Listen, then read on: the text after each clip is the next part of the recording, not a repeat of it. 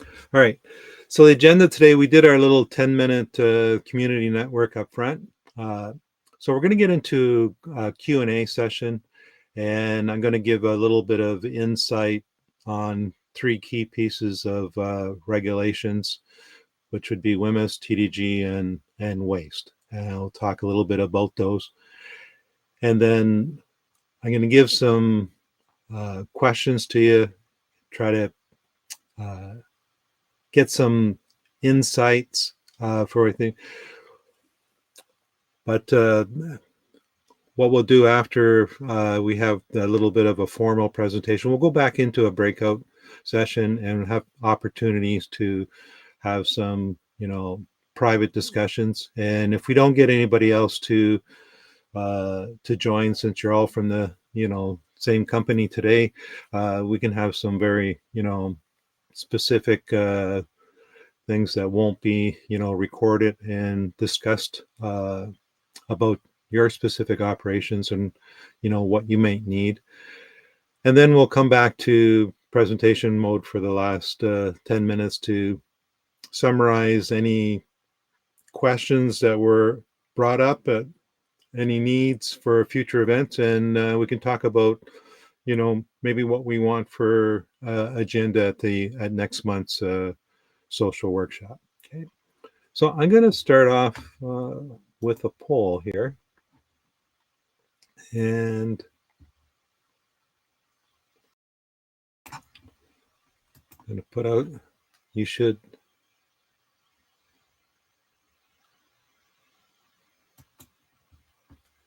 see a poll pop up if I've done it correctly.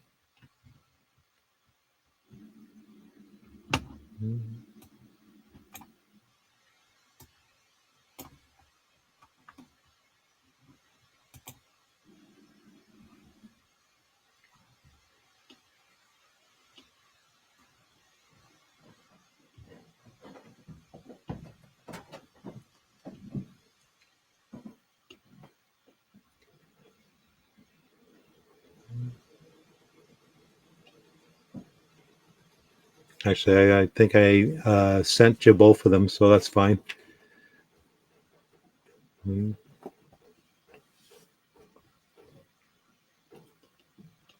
votes. So we're just waiting for one person to vote.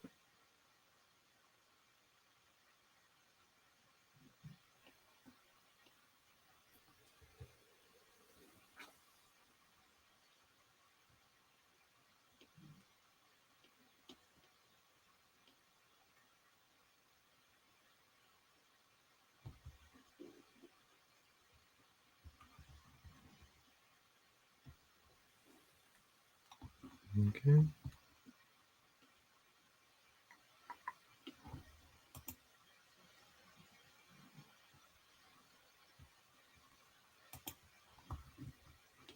Yeah, I'm going to end the polls.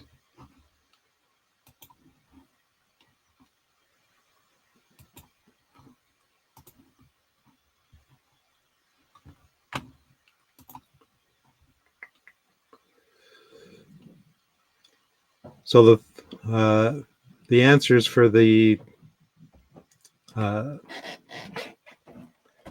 any specific courses you'd be interested in,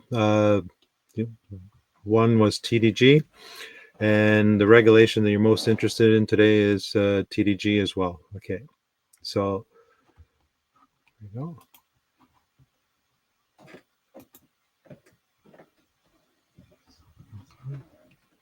Okay.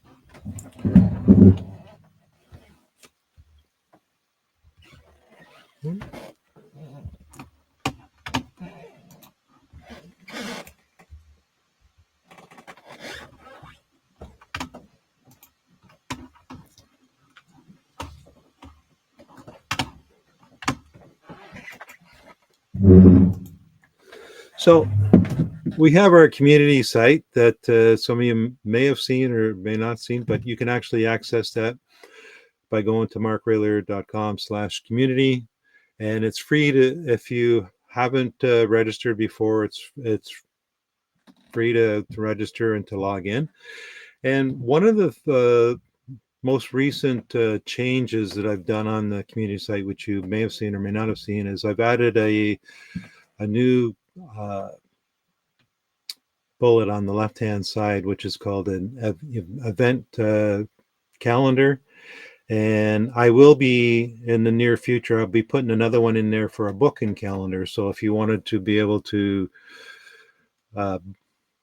book a time to have a online chat conversation with me, what I'm going to be doing is giving anyone that is a member of the community, I'll be giving them two free 30-minute calls, and they can go on there and link to my calendar and book a time slot to have a conversation on what may be needed to help them in their time frame. I'm still working out making sure that it's functioning properly, and I think as of this morning it looks like it's interacting with my calendar correctly, but I was having issues with not recognizing when I had full day bookings that I wasn't available, but it was still showing time slots. So I didn't want to roll it out until it was working fine.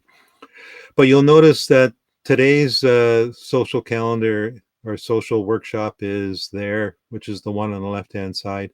And the one on the right is a paid program that I'm offering a Ontario Waste Generation course next Wednesday. And basically it's a combination of Ontario Reg 347 and TDG together, and it'll go through how to classify your subject waste, how to properly package, mark, and label them, and what's required for your e-manifest, and what to do if you have a spill or release. So that's basically it in a nutshell. So before I actually go into some of the the more generic stuff on the regulations, I know that I asked you some questions prior to registering as to what you were hoping to get out of today's session, and some of the responses were TDG or Ontario Waste Regs, but no specifics. So if you can maybe just in the chat, or if you want to unmute your mic and say something out loud, that's fine. But is there anything specific that you were hoping to get out of today's session other than the general response?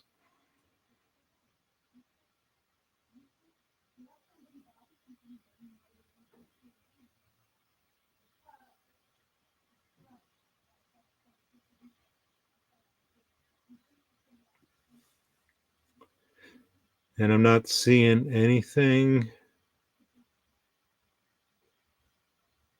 Okay, here comes.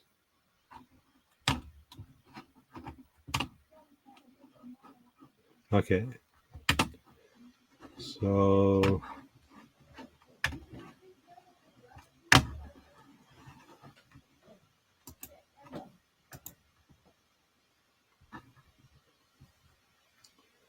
Susan can't unmute, so I wonder if I have to unmute you here. Sorry.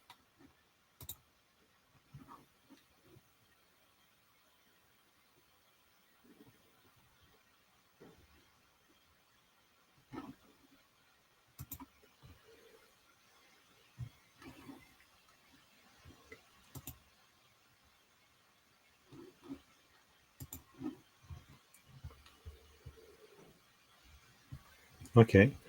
All right. I see. I'm not sure, Susan, why. I'm trying to figure out if there's a way I could turn you on, but there should be a little microphone on the bottom. But you want to know specifics on transport and dry ice. Okay. Dry ice. The key thing for dry ice is that it has to be packaged. Are we talking road transport too, right? So if it's going by road, it needs to be packaged in such a way that it's not airtight. And I'll talk, you want air as well, but I'll talk about air a little bit different in a second. But for road, there is an exemption for how you can ship dry ice by road. And the key for it is that you have to make sure that it's evident that dry ice is inside, that you have a bill of lading that mentions that there is dry ice present, and the package needs to be able to breathe so that you don't have a pressure buildup from the carbon dioxide inside and all of that. As far as air, that's more specific from the IATA regs, and it's treated, as a dangerous goods regardless of the amount at all times.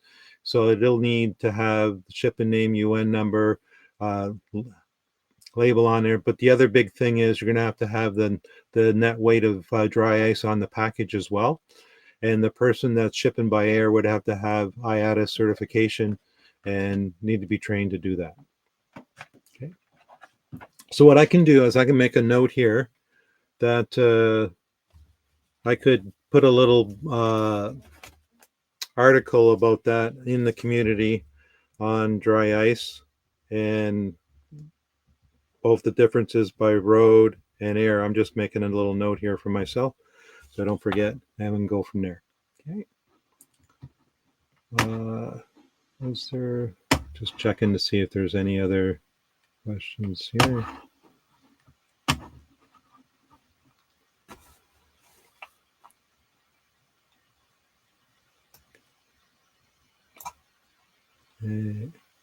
Okay, that's it. Okay, all right.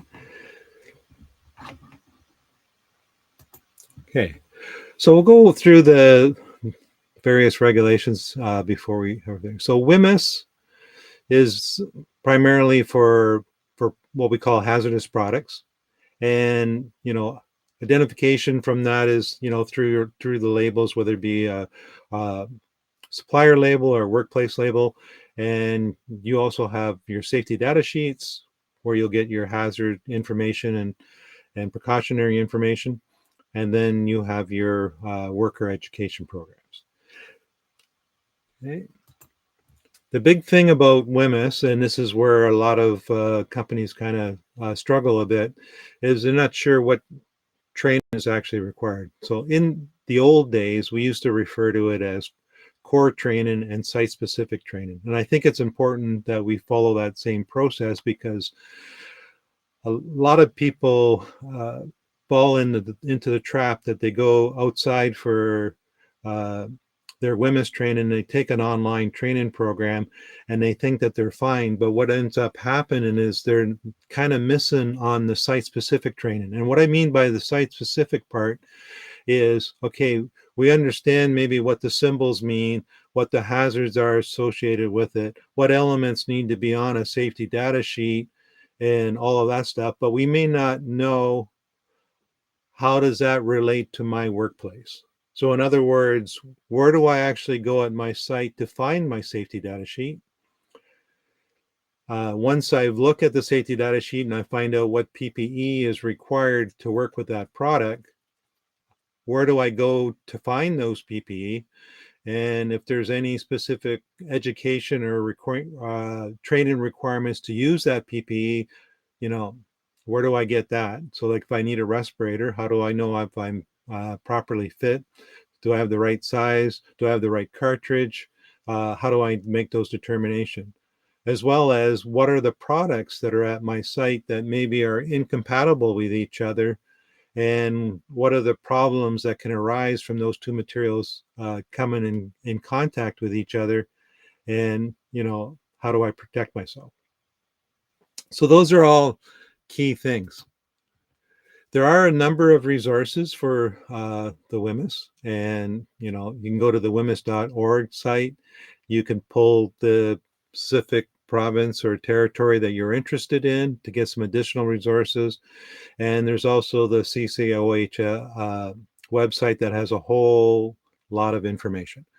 If there's any, again, any specific concerns or issues with, understanding, how does WHMIS apply to, if you kind of post those in the community, I'd be glad to, to put documents together to help explain it and put it there. So in Ontario, we also have Ministry of Labor has a site here that you can click on, go to that site, and it gives you a lot of different training available and whatsoever. But every facility in Ontario has, requirements that every worker needs to have some basic awareness training. Every supervisor has to have supervisory training.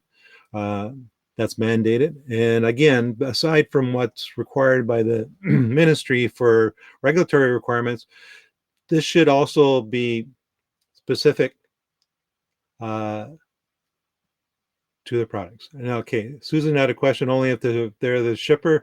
No, this is for anyone using any material, anybody working at any facility in Ontario. This is all from a WHMIS perspective. So anybody has the potential to come in contact with a product that may be a hazardous product, they need to know how to handle it. What are the hazards associated with this? So this is like a workplace safety. And then supervisors have responsibilities. So anyone that works at the facility, yeah, that would be correct. Anyone working at the facility needs to have that training, and they need to be aware of it, and they need to know what their, obligations are and responsibilities under the Health and Safety Act. Then depending on the site, if the site has more than 20 workers, then there's in Ontario, then there's a requirement that you have a joint health and safety committee. Individuals that are on that joint health and safety committee have to have specific training as well. And if you don't have a joint health and safety committee, then you would have a health and safety representative. So if you had a small organization that might only be a family-run business of 2 or 3 people, the health and safety representative might be the owner, but that needs to be conveyed to the employees, and they need to be aware of who they can go to ask for any safety-related questions. Carolyn made a comment that she's part of the Joint Health and Safety Committee, which is good, and so she's familiar with this. And then there's specific training on working at heights and all of that kind of stuff. So again, you as whether you're a committee member, whether you're an employee, or whether you're an employer, everyone needs to understand, what are the hazards that exist at our location, and just like what are the products that we have that are hazardous, and what do we need to convey to our employees so that they're safe at work. Okay. So when you ask yourself, how do you know if WHMIS training is adequate to meet your needs of your employees, as well as maintain regulatory compliance?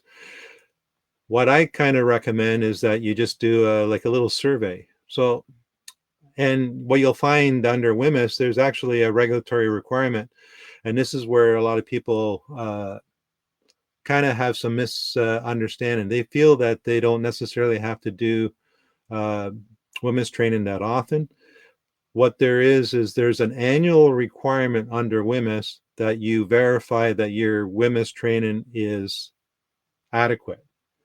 So the best way to do that is to go do a little walk around and maybe ask someone on the floor, point to a product, say, can you get me a safety data sheet for this product?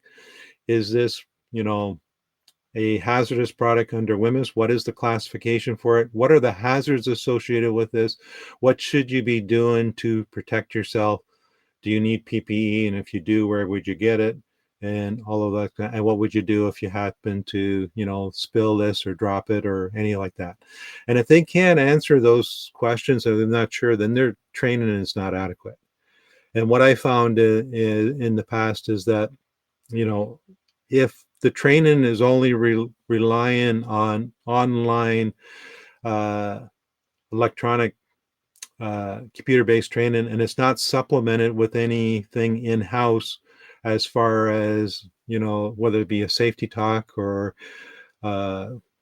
anything, to make it a little more specific, then we can run into issues where they don't, really understand how to apply this to our specific products and our specific applications.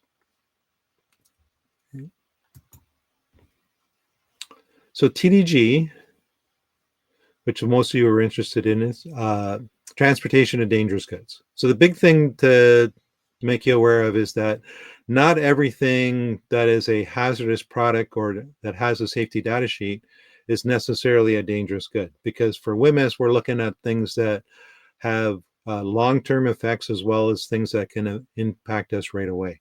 Whereas TDG is basically looking at things that have short-term immediate hazards, short-term exposure. So looking at things that can cause harm to the environment or harm to an individual that's handling. Transport Canada has a piece of change that came out in the regulations a while back that I hope that you're aware of, but you have until October the 25th to register any of your products that you ship within Canada or receive from another country that are a dangerous good. And you need to do that for every facility that you have in Canada.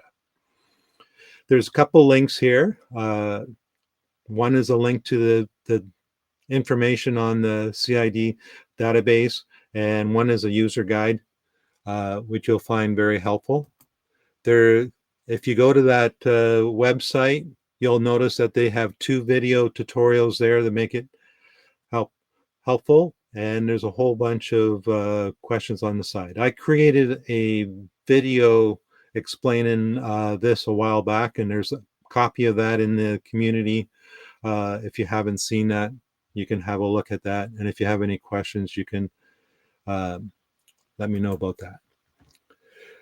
Training requirements under TDG, part 6 basically says, when do you need training? It's basically any time that you're involved in the shipping process. So anyone that would actually be packaging or marking and labeling a package for shipment, anyone that's actually loading onto a truck, or anyone that might be offloading from a truck or actually driving down the road, so would mean training. So if you had individuals, let's say hypothetically, that were transporting materials on dry ice in a vehicle, even then they would still need to be aware of that aspect of the job and need to be trained to do that.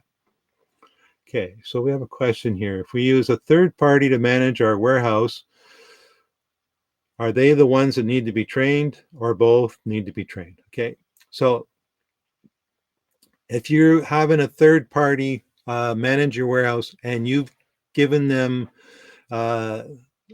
authorization to do that on your behalf, then it'll be you're essentially the employer, and that third party is essentially, for lack of a better word, your employee, and you're responsible for making sure that they're trained to do that part of the job that is TDG regulated. So you have to make sure that they have the necessary training and that it is adequate for what's being done. So just like what we said under WHMIS, again, it's going to be site specific. So you need to look at, what are the materials that we're handling that are dangerous goods. So maybe it's equipment that has batteries in it, like lithium batteries, or maybe we're shipping stuff on dry ice, or, maybe it's pathological materials, or maybe it's compressed gases or flammable explosives. But ultimately speaking, you need to know what are the products, what are the materials that we're handling that are dangerous goods, and what are their tasks at the warehouse. So anything that relates to it. So if they're offloading trucks and they have to, use a forklift, then obviously they're going to need to have training on how to operate a forklift truck as well. And they need to know all the, the safety measures of that, even though that falls under a different regulation. But that's all part and parcel of that job. They also need to know what happens when I stick the forks through a drum and I have a leak of material inside the warehouse that maybe goes outside. What do I need to do for my spill reporting? Is this an accidental release? Do I need to report it to Transport Canada? Who do I need to contact within the organization? What is the proper protocol? So you're going to have your own internal policies and procedures that need to be followed, as well as what's required from regulation. And if you're using a third party, they're not going to necessarily know your own internal processes. So you need to make sure that they're aware of that, and that's trained. There needs to be a certificate issued for anyone that's trained. And there's an obligation and requirement on the regulations that the employer as well as the employee both have to sign that. So even though you may ask someone like a third party like myself to do the training, I'm not able to give a legal certificate that says that person is adequately trained. I can give them a certificate that they took the course, and I can provide a card like this that you could use to make the authorization. But the only legal accepted training record is a card that's signed by the employer and signed by the employee that they're trained. And the reason for that is Transport Canada wants the employer to understand what is the job function of that individual, what are the aspects of the training that's needed in order for them to do the job. So you'll notice in the card that I use for my certificate, on the back of the card, I have the different classes of dangerous goods. I have the different course contents. I have the different modes of transport identified there. And on the front of the card, I have an extra section there that's not required by the regs, but again, it's for due diligence and for, providing some extra value. But if I provided the training, there's a spot there where you can say training provided by, and you could put my name. So then from an inspector, they can see that, okay, you got an outside body to provide this training, and then you could actually show them a copy of the material. But if you're using an online training program to meet your requirement, then you should have a copy of the material that was used to do that. And then you should make sure that that's adequately covering everything that they need. And if not, then you may have to provide something else in-house. And that would be your justification for issuing a certificate. But a third party is not able to provide a training certificate that says that your employee is adequately trained, because only the employer can issue a training for that individual. And so if you leave a company and go to work somewhere else, your new employer has to issue you a card. And if you happen to be someone like myself, where you're sole proprietor, then you would be the employer, you would be the employee, you would have to issue your own certificate, and you'd have to have the justification that the training is adequate to meet your job. So how do you know if your training is adequate? Question that we can discuss a little more when we sit down and think. But again, the same ideas by WHMIS. Do we know which product? How does someone at your facility identify if a product that they're going to ship out is a dangerous good or not? So do you have a process in place? Is it, through your inventory system? What are the flags? How do they pull it up? And, are they aware of it? I see a yes, which is good. And, a lot of places they have it automatically tied into their inventory system, where, when they create a bill, stuff like that. So may be very straightforward for your products. Okay. But when you think about your waste streams, may not be necessarily okay. So that just to get you thinking about that, because what are wastes? Wastes are generally things that we don't want, and it might be a mixture of a couple different products or whatever. And I see a note here that you also have your waste are also flagged through your inventory, which is great. And so they just need to identify then through their training and process that how do you identify if you have a new waste stream that's not on your inventory. So as we lead into Ontario Waste Reg 347, There is a process under the regulations for how you determine whether a material is what we call a subject waste in Ontario. And if it's a subject waste, that means that it has to be registered with the RPRA and has to be shipped appropriately. Okay. Now, the thing with the subject waste, to follow the theme that we've been going, is you can have a material that could be a subject waste that may not be a dangerous good, and it may not actually be a hazardous product under WHMIS. Okay. So anything that's liquid in nature that you're not allowed to put down the drain because of the municipal bylaws would be considered a subject waste, and as such would need to be registered and would need to go on an electronic manifest. But it may not necessarily be a dangerous good. Okay.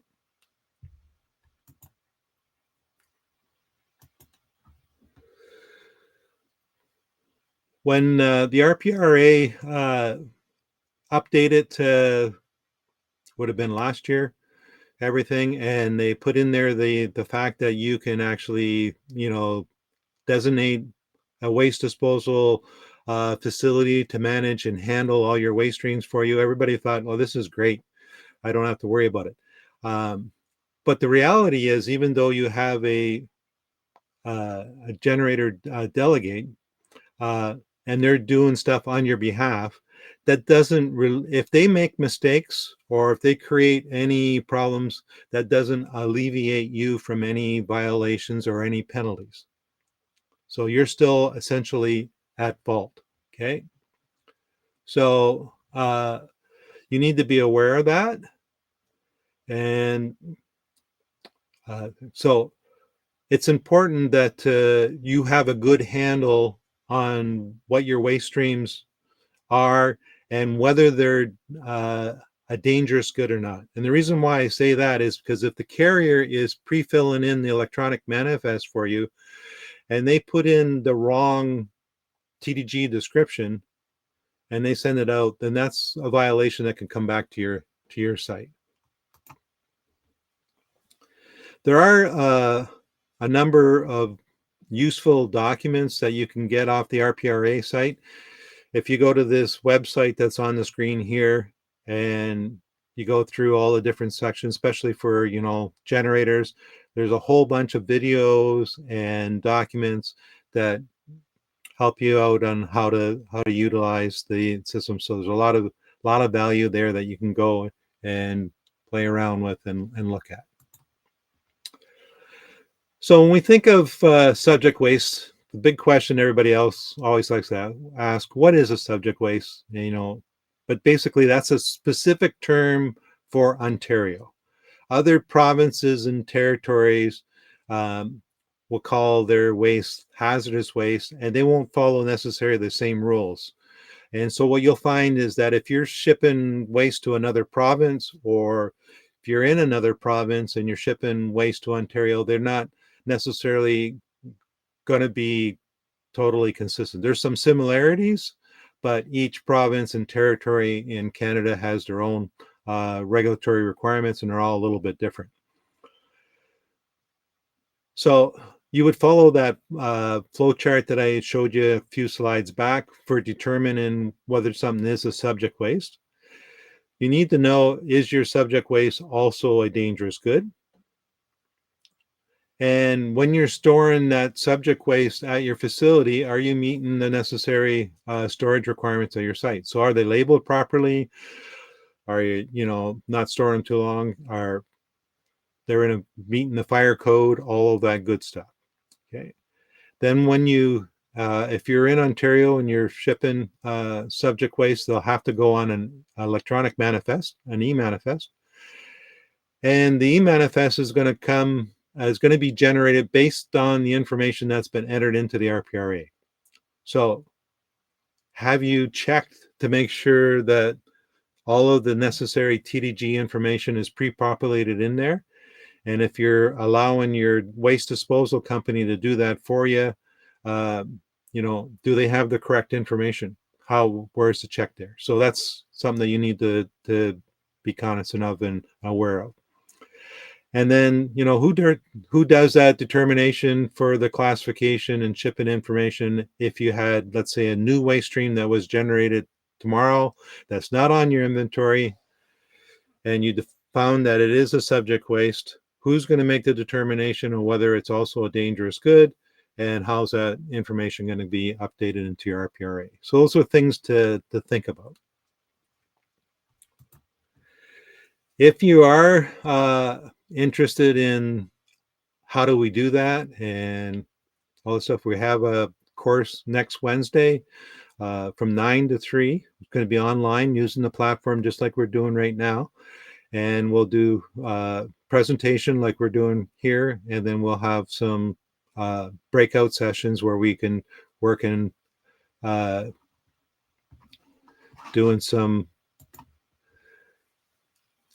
do some discussions on that as well. Okay.